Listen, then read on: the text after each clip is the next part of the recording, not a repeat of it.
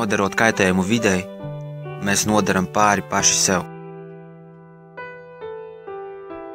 Vai tu esi kādreiz sevi pieķēris domājot, ko gan tas mainīs, ja es izmetīšu kādu mazu atkritumu, piemēram, plasmasas korķīti vai konfektes papīriņu? Pirmkārt, 70% jūras atkritumu ir mazāki par plasmasas korķīti, tāpēc tie ļoti viegli nonāk mūsu pārtikā.